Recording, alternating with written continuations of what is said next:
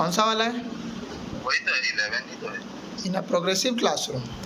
Yeah, in a progressive classroom. Okay okay Say in a progressive classroom, knowledge is constructed by the learner. Knowledge is received passively by the learner. Knowledge is reproduced by the learner as it is.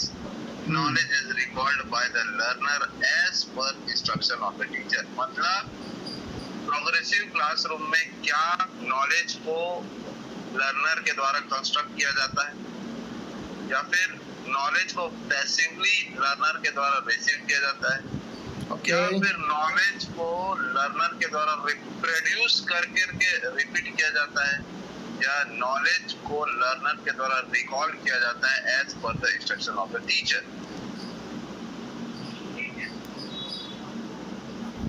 Progressive classroom में क्या हो सकता है? Knowledge जो रहता है ना, हाँ, उसको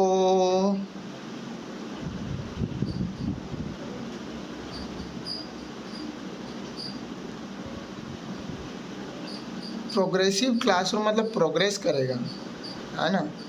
तो रिप्रोड्यूस तो नहीं करेगा, रिप्रोड्यूस कर ही नहीं सकता और रिकॉल भी नहीं करेगा, क्योंकि प्रोग्रेसिव है मतलब फर्स्ट वाला लग रहा है, knowledge is constructed by the learner. बिल्कुल, यहाँ पे आंसर हो जाएगा कंस्ट्रक्टेड बाय द लर्नर, क्योंकि progressive education follows constructivism.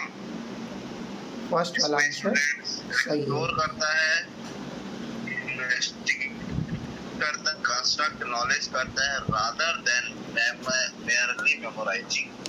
Memorising नहीं करता, मेमोराइजिंग किसी में भी नहीं करता, चाहे कोई सा भी क्वेश्चन आए। मेमोराइजेशन करना ठीक, रॉन्ग, गलत बात। Next question, continuous and comprehensive evaluation includes, CC का क्वेश्चन है ये। Okay sir. So continuous and comprehensive evaluation includes option number 1, only formative assessment FA, only summative assessment SA, neither formation nor summative assessment, both formative and summative assessment using a wide variety of strategies. Continuous and CC में formative भी होता है, summative भी होता है, both formative summative using wide variety of strategies. Fourth वाला होगा sir. बिल्कुल सही। कंटिन्यूअस एंड कॉम्प्रिहेंसिव इवैल्यूएशन, जिसको हम लोग सीसी के नाम से जानते हैं, सी के जानते हैं, एफए भी होता है और एसए भी होता है, फॉर्मेटिव असेसमेंट भी होता है और समेटिव असेसमेंट भी होता है। क्यों? क्योंकि फॉर्मेटिव मतलब ड्यूरिंग लर्निंग, फीडबैक ओरिएंटेड, और summative that means end of the term और यूनिट। तो यहाँ पे answer fourth one is the correct answer. Next, a student in your class has been told again and again from different sources that people from his social group typically perform poorly in academics. To reduce the impact of this stereotype and resultant stereotype, threat a teacher's initial step can be. मतलब आपके classroom का एक बच्चा है जो बार बार इस चीज को बता रहा है कि जो सोशल ग्रुप के जो लोग हैं, अच्छा, उन लोग क्या कर रहे हैं, एकेडमिक्स में पुअरली प्रदर्शन कर रहे हैं, निम्न रूप से। तो ये जो रिजल्टेंस जो निकल के आ रहा है स्टीरियोटाइप का, ठीक है, उसको रिड्यूस करने के लिए क्या करना, एक टीचर को क्या करना चाहिए? पहला, इग्नोरिंग सच कंसर्न, ऐसे कंसर्न को इग्नोर कर देना चाहिए, ऐसा तो करना ही नहीं चाहिए। Organising competition between student from different social group, आप क्या कर रहे हो? कंपटीशन ऑर्गेनाइज कर रहे हो डिफरेंट सोशल ग्रुप के बीच में। ओके। थर्ड है suggesting the student to leave academics and join some other domain, ये तो गलत बात है कि बोल रहा है कि बच्चों को पढ़ाई छोड़ देना चाहिए। नहीं, पढ़ाई क्यों छोड़ना चाहिए? presenting stories and example of role model from different social group. हाँ तो तो देखिए यहाँ पर ना सेकंड में ये बोला कि कंपटीशन करना चाहिए तो नहीं करना चाहिए, कंपटीशन की भावना होनी ही नहीं चाहिए, होना ही नहीं चाहिए। तो बचा कौन सा? फोर्थ। तो आंसर फोर्थ वाला है सर। आंसर फोर्थ आएगा, presenting stories and examples of role model from different social group. तो fourth is the correct answer.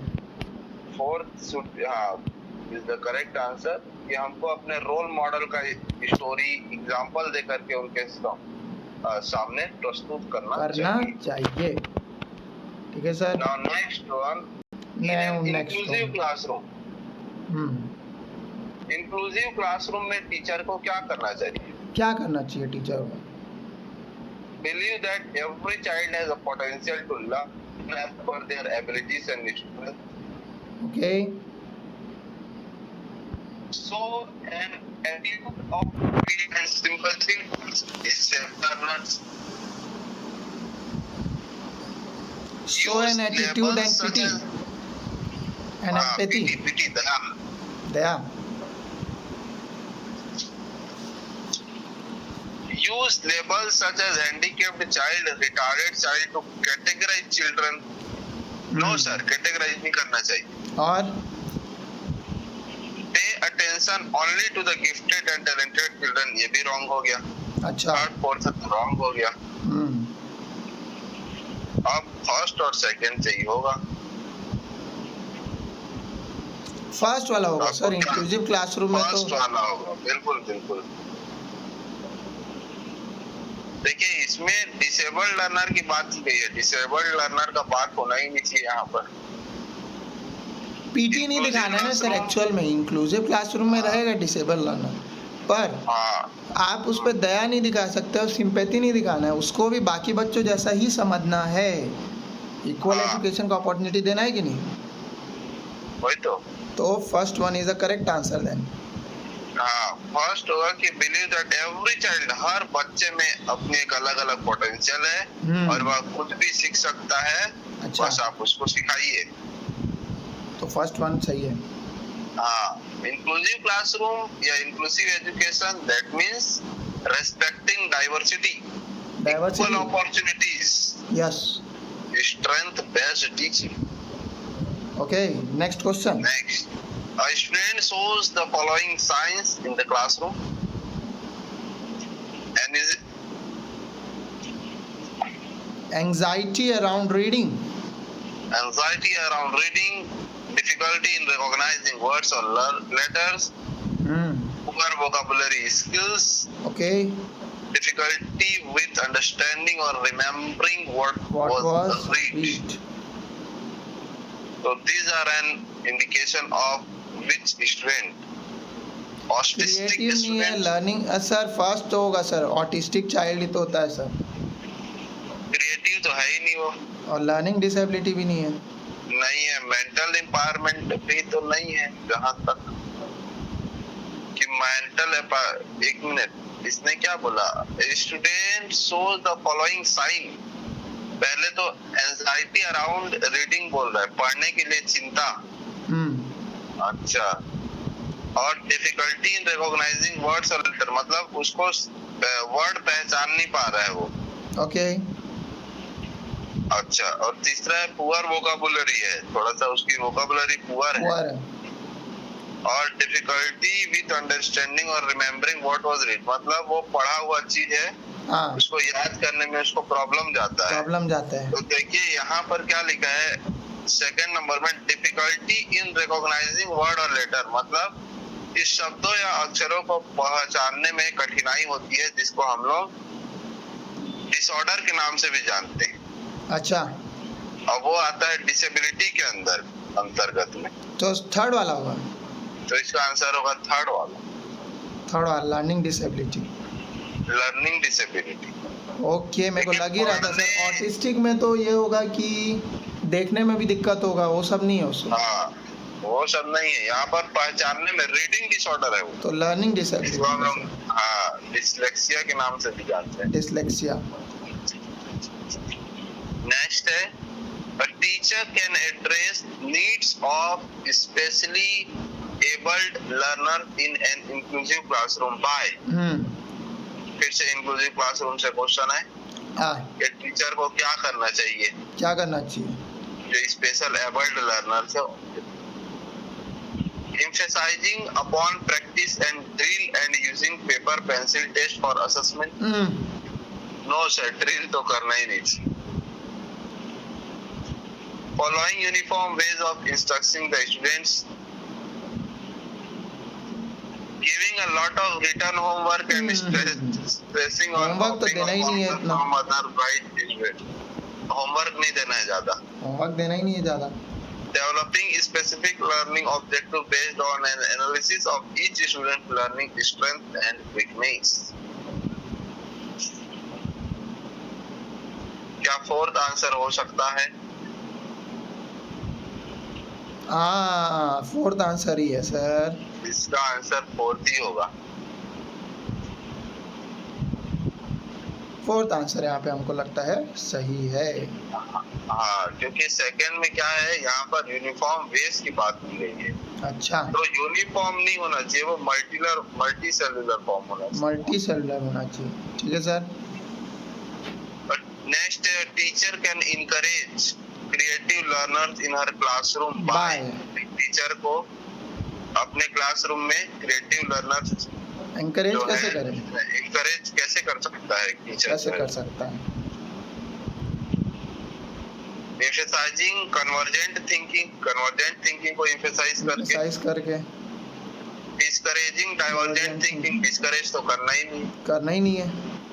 Encouraging multiple perspectives and appreciating original ideas.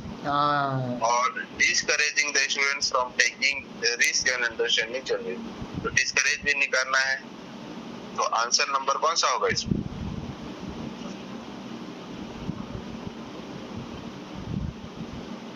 Encouraging होगा सर. थर्ड वाला लग रहा है. Third होगा इसमें. Encouraging multiple perspectives and appreciating original ideas. देखिए, divergent thinking में बात होना चाहिए, लेकिन उसको डिस्करेज नहीं करना चाहिए. तो थर्ड वन जो है सही आंसर है सर. हाँ. 18th है, which of the following factors supports meaningful learning in the classroom. इसमें से कौन सा ऐसा फैक्टर है जो सपोर्ट करता है मीनिंगफुल लर्निंग को क्लासरूम में? Increasing number of test to the motivate children to learn. बताओ. Increasing rewards to motivate children to learn. Following only the lecture mode of the instruction. Just showing genuine interest in the content matter and having concern for children's overall well-being and learning. 2 और 4 में दोनों में से कुछ हो सकता है, पर जेन्युइन इंटरेस्ट दिखाना है. सिर्फ रिवॉर्ड के लिए पढ़ाई नहीं करना है कि आज मिल रहा है कल नहीं. तो मेरे को फोर्थ वाला लगता है. फोर्थ ही इसका आंसर होगा कि showing genuine interest. Genuine interest दिखाना है ना, तभी तो बात बनेगा सर. यस, है ना. आप जो है ओवरऑल के बारे में सोचेंगे चाइल्ड के तब तो, और आप सोचेंगे कि नहीं सिर्फ उसको नंबर 10 on 10 देते जाओ, तो ये तो गलत है. है ना. तो ये सारी चीज़ों से बचना है. Next, an example of effective problem solving strategy is not paying any attention to evaluating the solution. Functional fixedness, focusing on only the conventional functions of an object. Response set, getting stuck on one way of representing a problem. Mean and analysis, dividing the problem into number of sub goals. Problem solving हमने पढ़ा हुआ है. Problem solving क्या होता है? Mean and analysis करिए पहले चीज़ को, प्रॉब्लम्स को नंबर ऑफ सब गोल्स में डिवाइड करिए, है ना. तो मेरे को फोर्थ वाला लग रहा है सर. इफेक्टिव प्रॉब्लम का एग्जांपल यहाँ पर जो है इसका देना है जो क्या है, सॉल्विंग स्ट्रेटजी का बात कर रहा है, तो यहाँ पर पहला तो होगा नहीं, नॉट पेइंग, पे नहीं करना तो गलत बात होगी। गलत बात होगी। और फंक्शनल फिटनेस में focusing on only the conventional faction भी हाँ, गलत बात हो रहा ये भी है। गलत बात हो रहा है। रिस्पॉन्स सेट में getting stuck on one way of representing, one way नहीं होना चाहिए, ये भी नहीं होना चाहिए। बच गया क्या? फोर्थ, मींस एंड एनालिसिस, पहले आप प्रॉब्लम के बारे में जानिए, जानिए, तब तो उसको सॉल्व कर पाएंगे। तो डिवाइड करिए ना जी प्रॉब्लम को छोटे छोटे। फोर्थ वाला जो है वो आंसर सही करेक्ट होगा। है। 20, which of the following is not an effective strategy for teaching learning? कौन सा जो है वह Effective strategy स्ट्रेटजी नहीं है। नहीं टीचिंग लर्निंग के लिए? हाँ, encouraging children to make initiative guesses, okay. ये तो सही लग रहा है। एक्सपेरिमेंट, इनिशिएटिव नहीं है सर, एक्सप्लोरेशन, इंटुइटिव। इंटुइटिव मतलब सिर्फ वो करना, एक अंदाजा लगाना, इंटुइटिव। हाँ वही तो वो सही है, वो कोई प्रॉब्लम नहीं है। एक्सपेरिमेंटेशन, एक्सप्लोरेशन ये भी सही लग रहा है। Dialogue and discussion, focusing on reproduction of knowledge as given, not an effective लग रहा है। स्ट्रेटजी सर, बताइए। Reproduction of knowledge as given, सिर्फ जो नॉलेज दे रहे हैं उस पर फोकस करना गलत बात है। उसको अपना एक्सपेरिमेंट करके भी तो नॉलेज गेन कर सकता है। Yes, so fourth one is the right answer की नहीं है, मतलब एक्चुअल में गलत है, पर वही परंतु इस प्रश्न के लिए सही है। उत्तर है। हाँ, हाउ कैन ए टीचर हाँ, deal with children who are not attentive in classroom, non attentive, जो नहीं करते हैं। ask the हाँ। children to go out of the class, तो बाहर बच्चे को बढ़िया नज़ारा मिलेगा, सुंदर सुंदर लड़कियां दिखेगा, है ना, ये पंछियों को देखता रहेगा, ग्राउंड में कौन खेल रहा है उसको देखता रहेगा। scold them frequently in front of inside class, उसकी इज्जत उतार दो, पूरा पगड़ी उछाल दो उसकी, है ना, Diksha. Talk to them and find out reasons for their disinterest, कि क्यों पढ़ाई में मन नहीं लग रहा उसके बारे में बात करना, बिल्कुल। और इतना होमवर्क दे दो कि अगली बार आके तुमसे माफ़ी मांग ले। हाँ, तो क्या लगता है सर, कौन सा होगा? यही होगा, मेरे को लग रहा है थर्ड वन। थर्ड वाला होगा क्या? थर्ड आंसर है?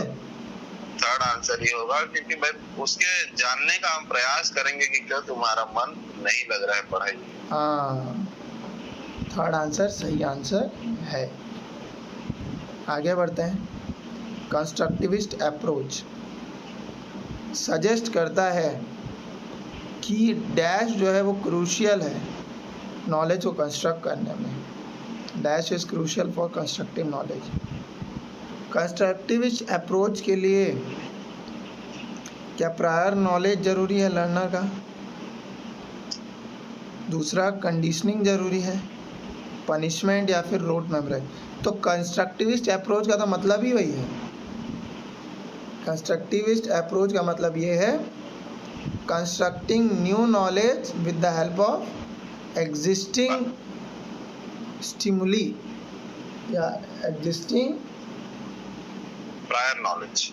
यस, जो एग्जिस्टिंग जो स्कीमा होता है, with the help of existing schema, उसकी मदद से जो है नॉलेज कंस्ट्रक्ट करना ही क्या आता है। तो क्या आंसर फर्स्ट सही है?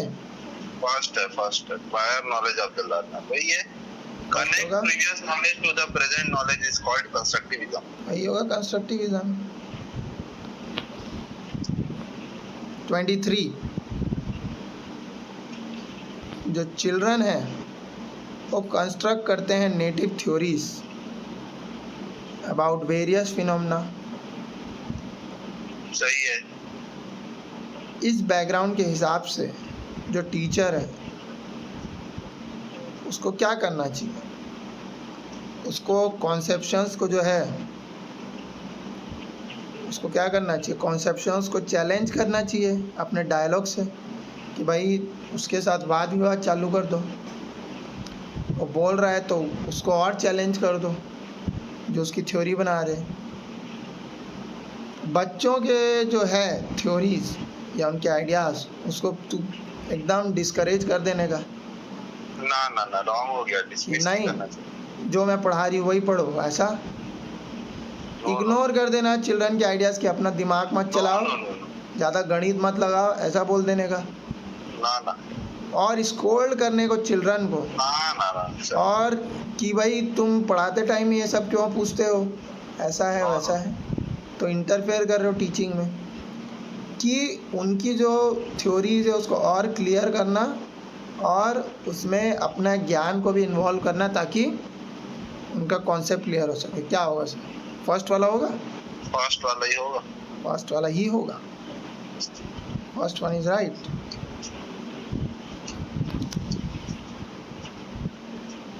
अब आता है 24, या रिलेशनशिप में कॉग्निशन इमोशन, उसके बारे में क्या कहा गया है, कॉग्निशन और इमोशन का संबंध कैसा है, क्या इंडिपेंडेंट है एक दूसरे से, फ्री है, कि एक दूसरे से रिलेट ही नहीं करते हैं, ऐसा है क्या, या फिर यूनिडायरेक्शनल है। यूनिडायरेक्शन मतलब इमोशन जो है वो कॉग्निशन को बढ़ावा देता है, ऐसा है क्या, या फिर क्या कॉग्निशन जो है वो इमोशन को बढ़ावा देता है, या दोनों एक दूसरे से संबंध रखते हैं, क्या हो सकता है सर। देखिए, कॉग्निशन और इमोशंस की बात की गई है यहाँ पर। हाँ इंडिपेंडेंट ऑफ ईच अदर, तो दोनों मेरे ख्याल से इंडिपेंडेंट तो नहीं होते हैं। हाँ अब आ गया यूनिडायरेक्शनल, तो यूनिडायरेक्शनल भी नहीं होगा, एक ही दिशा में जाने वाले को हम लोग बोलते हैं यूनिडायरेक्शनल, नहीं होगा यूनिडायरेक्शनल यूनिडायरेक्शनल, भी नहीं होगा वो। बच गया क्या, बाई डायरेक्शनल, तो इसका आंसर होगा मुझे बाई लगता है कि डायनेमिक इंटरप्ले है ना दोनों के बीच।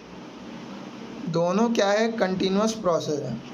हाँ, जैसे बाइडायरेक्शनल है। कॉग्निशन धीरे धीरे बढ़ते जाता है वैसे ही इमोशंस भी बढ़ते जाते हैं, तो 4 हमको लगता है राइट आंसर है। Yes yes yes, 4 is the right answer. Next,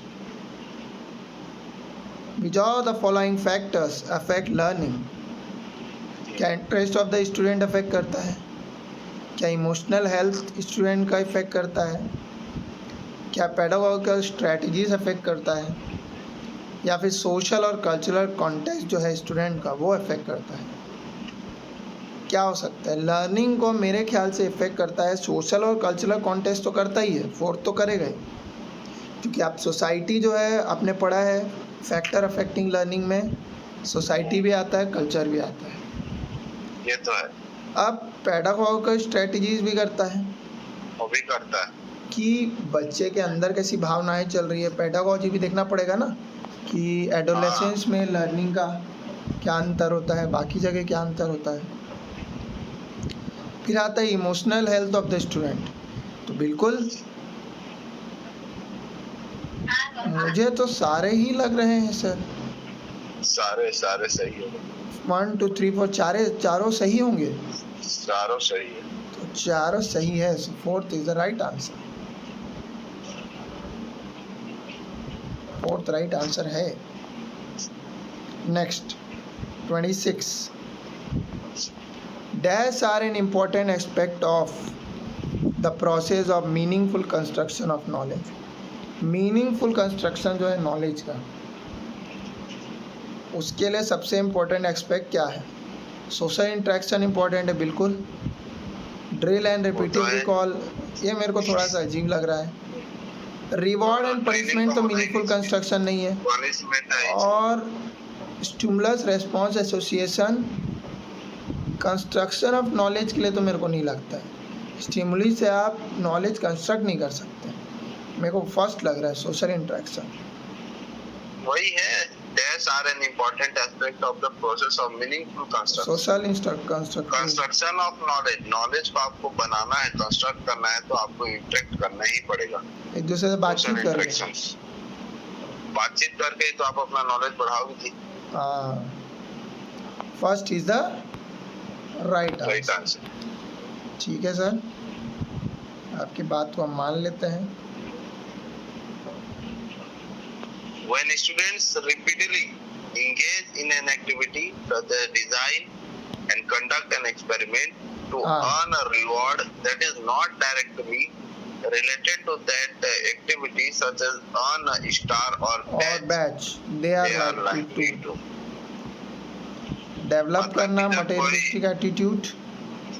हाँ स्टूडेंट जो है वो एक्टिविटी में लगा हुआ है, डिज़ाइन कर रहा है, कुछ एक्सपेरिमेंट कर रहा है हाँ ताकि उसको रिवॉर्ड मिले। मतलब मान लीजिए साइंस एग्जीबिशन में उसको प्राइज मिल जाए, बिल्कुल बिल्कुल है ना।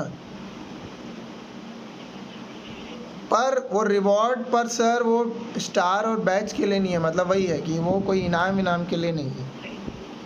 तो ये क्या शो करता है, मतलब कोई प्राइज़ के लिए नहीं कर रहा है, उसको रिवॉर्ड मिले, मतलब प्राइज वाइज नहीं मिले, कुछ और मिले।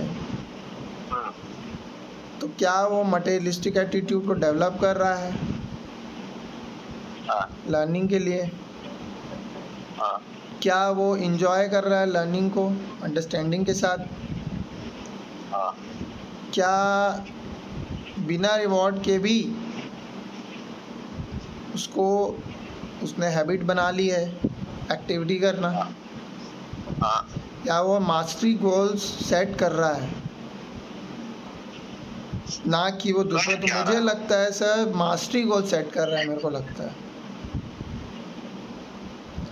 वो रिवॉर्ड पाना मतलब स्टार और बैच पाने के लिए नहीं, अपने मास्टरी गोल जो है उसको पाने के लिए कर रहा है। रिवॉर्ड मतलब मेहनत करके कुछ सफलता पाने के लिए कर रहा है। तो मेरे को फोर्थ लगता है सर।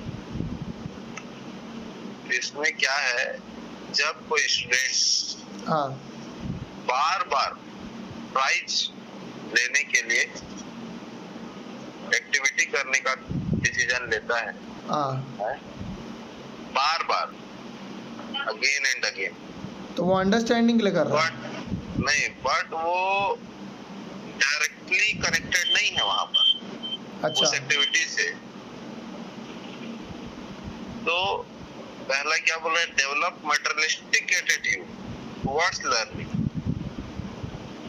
दूसरा, enjoy learning for the sake of understanding. Enjoy करने के लिए कर रहा है ऐसा बात नहीं है, सेकंड तो कट हो जाएगा, एंजॉय नहीं कर रहा है वो। persist in doing the activity even without the reward, लगे रहना चाहता है, ऐसा भी नहीं है, ऐसा भी नहीं है। और एक क्या लिखा है, set mastery goals for themselves rather than work to please other। मतलब कि दूसरों को खुश करने के लिए वो ऐसा कर रहा है क्या, ऐसा भी नहीं। अच्छा, दूसरों को खुश करने के लिए कहाँ वो ऐसा कर रहा है? नो सर, ये बोल रहा है कि मास्टरी गोल सेट करने के लिए कर रहा है, दूसरों को प्लीज करने के लिए नहीं कर रहा है। नहीं, तो प्लीज दूसरों को भी नहीं करना है, मास्टरी गोल्स नहीं। इसका आंसर होगा आपका फर्स्ट वन। ऐसा कैसे? मटेरियलिस्टिक एटीट्यूड को डेवलप कर रहा है लर्निंग के हेल्प से, फिजिकली कनेक्ट हो रहा है ना। ये तो थोड़ा गड़बड़ लग रहा है सर। नहीं, मटेरियलिस्टिक एटीट्यूड को होगा। अच्छा, मैं समझ गया सर। मतलब उसको ऐसे थ्योरी पढ़ने में दिक्कत होती है, तो वो ऑब्जेक्ट एक्टिविटी करके सीख रहा है, वो मटेरियलिस्टिक एटीट्यूड डेवलप कर रहा है। हाँ, मटेरियलिस्टिक कर रहा है। First one is the right answer then. The concept of childhood is, childhood का क्या कॉन्सेप्ट है? Universally the same across different cultural context, a social construction according to contemporary socio-constructive theories।